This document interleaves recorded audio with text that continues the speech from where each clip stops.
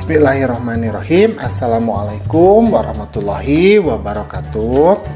Anak-anakku, pada kesempatan kali ini kita akan belajar di kelas 3, pelajaran ke-12, yaitu materi kisah keteladanan Nabi Ibrahim alaihissalam dan Nabi Ismail alaihissalam. Adapun submateri yang akan kita bahas adalah kisah keteladanan Nabi Ismail alaihissalam. Nah, kita akan berbicara kisah keteladanan Nabi Ismail alaihissalam ya.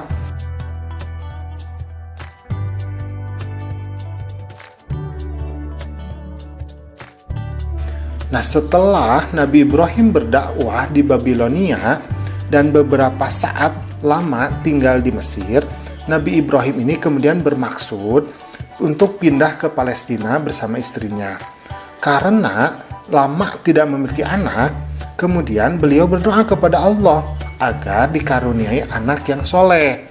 Nah, berkat doa itu, maka Nabi Ibrahim pun dikaruniai seorang anak laki-laki, kemudian diberi nama Ismail. Nah, ibu Nabi Ismail ini namanya adalah Hajar.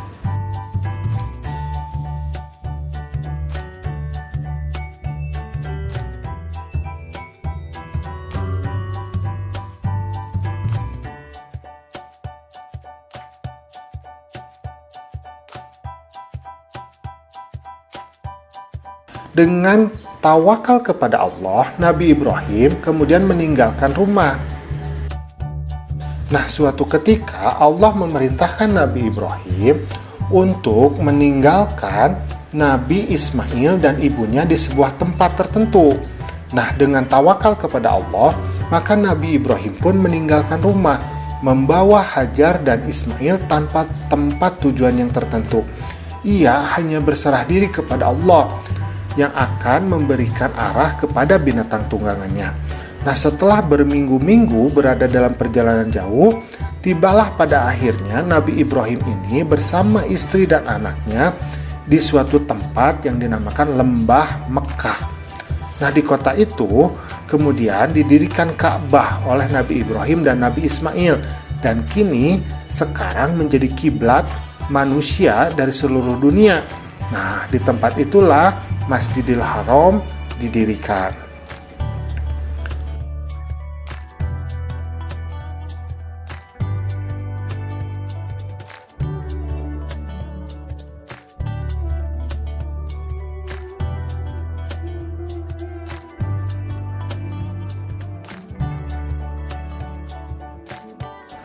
Lelah masih belum hilang, perintah Allah sudah datang kepada Nabi Ibrahim di Mekah.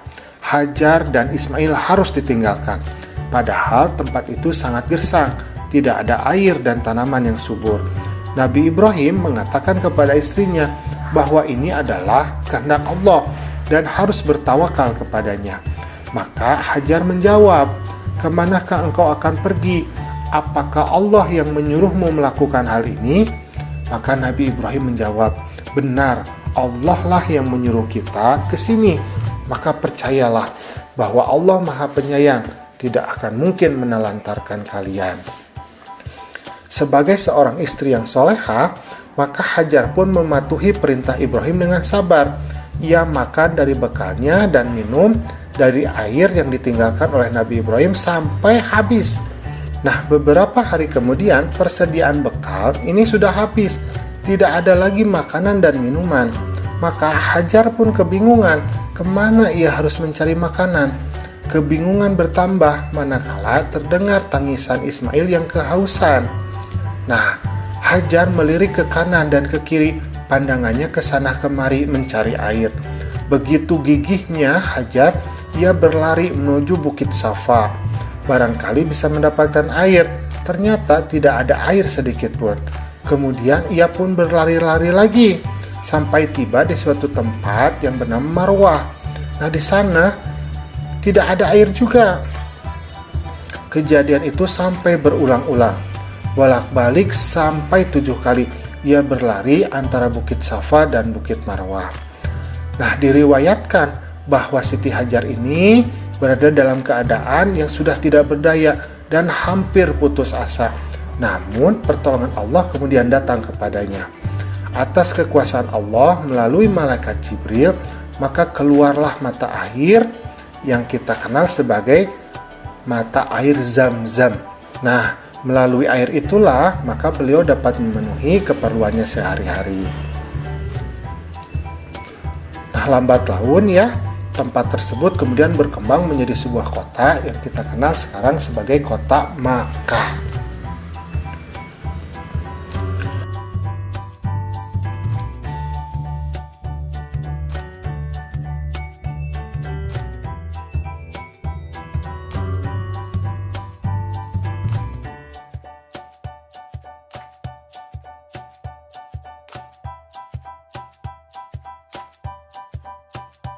Nabi Ismail adalah anak yang patuh dan taat pada perintah Allah, serta selalu hormat kepada orang tuanya.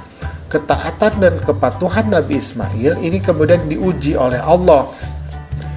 Ketika Nabi Ismail menginjak usia remaja, Nabi Ibrahim dan Hajar ini diuji oleh Allah. Peristiwa ini dijelaskan dalam Al-Quran, yaitu surat As-Saffat, ayat ke-102 sampai ayat ke-111.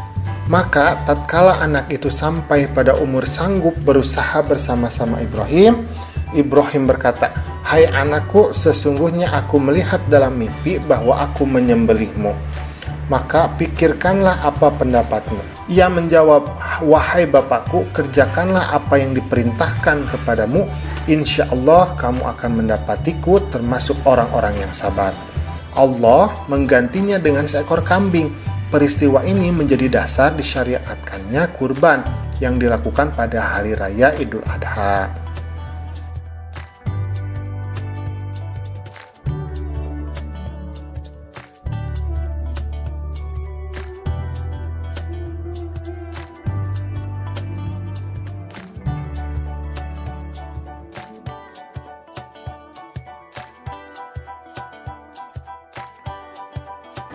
Nah, pada suatu ketika Nabi Ibrahim ini menerima wahyu dari Allah agar membangun Ka'bah.